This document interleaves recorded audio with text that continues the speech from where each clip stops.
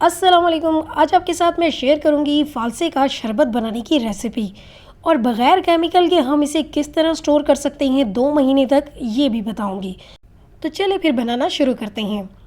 तो सबसे पहले आप पानी लेंगे, 3 गिलास पानी मैं ले रही हूँ और इसके साथ मैंने लिया है 1 किलो फालसा। पानी डालने के बाद अब हम इसमें फ़ालसे डालेंगे। तो फ़ालसों को मैंने अच्छे से वॉश कर लिया और ये फ़ालसों पे होती हैं छोटी छोटी सी डंडियाँ, ये भी रिमूव कर दीजिएगा। अच्छी तरह से साफ़ करने के बाद अब पानी में हम फ़ालसे डाल देंगे।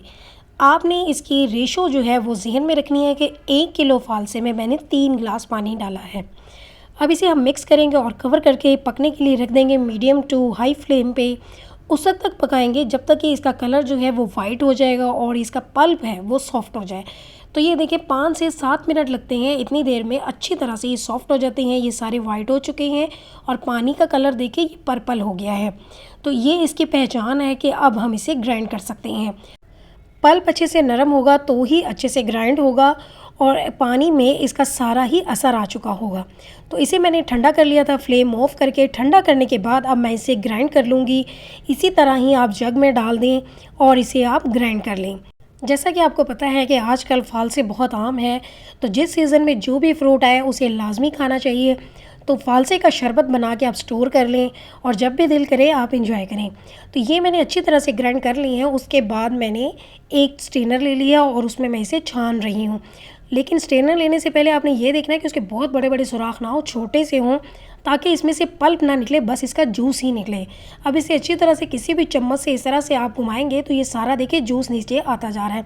तो मैंने वही वाला पैन दोबारा से ले लिया था और उसी में मैंने दोबारा से ये सारा जूस इसका डाल दिया है। जब एंड में बिल्कुल पल्प रह जाए तो उसमें 1 गिलास पानी और डाल दिया है ताकि और अच्छे से ये सारा इसमें निकल जाए। तो ये देखिए बिल्कुल एंड में ही इसका पल्प रह गया। ये दूसरा वाला पल्प है जिसे हमने इस्तेमाल नहीं करना, वरना सारा असर तो इसमें आ चुका है। और ये देखें ये 3 गिलास वापस हो गया। ये पकने के बाद 2 गिलास रह गए थे, लेकिन अभी मैंने 1 गिलास फिर से पानी डाल दिया है और इसे मैंने दोबारा से पकने के लिए रख दिया है। और इसमें साथ ही मैंने 2 कप चीनी के भी डाल दिए हैं, क्योंकि हम शरबत बना रहे हैं इसलिए हम ज़्यादा चीनी डाल रहे हैं। और चीनी को अब हम उस वक्त तक पकाएंगे जब तक कि उस पिघल ना जाए और मज़ीद पकते हुए उसे 5 से 7 मिनट हो ना जाए। तो ये देखिए चीनी अच्छे से मेल्ट हो गई है और पक भी गई है, इसका कलर चेंज हो गया है। अब मैं यहाँ पे क्या करूँगी, इसमें मैं डाल दूँगी नमक। तो मैं इसमें डाल रही हूँ काला नमक आधा चम्मच और इसमें मैंने डाला है 1 चुटकी रेड कलर। रेड कलर ये ऑप्शनल है, अगर आप डालना चाहते हैं तो डाल दें, अगर आपके पास पर्पल कलर हो तो वो डाल दें। मैंने हल्का सा रेड कलर डाल दिया है ताकि इसका कलर अच्छे से हो जाए। तो ये देखिए कितना खूबसूरत कलर इसका आ गया है।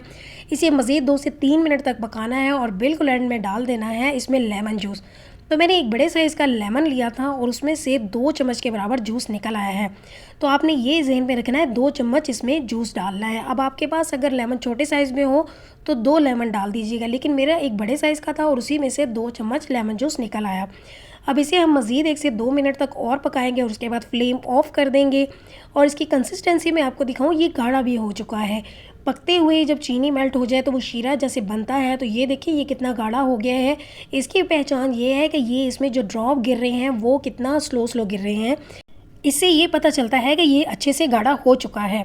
अब इसके बाद इसे फ्लेम ऑफ करके ठंडा कर लेना है। तो मैंने ठंडा करने के बाद इसे जग में डाल लिया था और इसके बाद मैंने एक बॉटल में ट्रांसफ़र कर रही हूँ।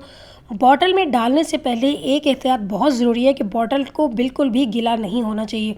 तो पहले ही अच्छी तरह से वॉश करके आप उसे ड्राई करके रखें, उसके बाद ये शरबत इसमें डालना है और इसे कैप लगा के अब आप 2 महीने तक फ्रिज में आराम से स्टोर कर सकते हैं। अब ये देखिए मैंने बॉटल में डाल लिया है, अब मैं इसे फ्रिज में रख दूँगी। तो जब भी दिल करे आप इंजॉय करें फ़ालसे का शरबत। और इसमें मैं आपको बताऊँ, अगर आप काला नमक ना डालना चाहें तो दूसरा नमक भी डाल सकते हैं। तो अब मैं बताती हूँ इसे आप जूस कैसे रेडी करेंगे। तो ग्लास में पहले आप आइस क्यूब डाल देंगे, उसके बाद आप इसमें डाल देंगे 3 चम्मच शरबत के। तो जग में मेरे पास अभी बच गया था इसलिए मैं बॉटल में से नहीं डाल रही, मैं जग से ही डाल रही हूँ। तो मैं 2 गिलास इसमें तैयार कर रही हूँ। तो ये देखिए दोनों ग्लासों में मैंने 3-3 चम्मच जो है वो शरबत डाल दिया और इसमें सादा पानी अब मैं डाल रही हूँ। अब इसके बाद मैं इसे मिक्स करूँगी और ये जूस हो जाएगा तैयार। तो कितनी जल्दी ये बन गया है। बस आपने फ़ालसे का शरबत बना के फ्रिज में रखा हो और जब भी दिल करे बस इस तरह 3 चम्मच जो है 1 गिलास में डालें, आइस क्यूब और पानी डालें और इंजॉय करें। तो बहुत ही ज़बरदस्त और बहुत ही मज़े का बना है फ़ालसे का शरबत। आपने ये मेरी रेसिपी ज़रूर ट्राई करनी है और इसके साथ ही हम फिर मिलेंगे। अल्लाह हाफ़िज़।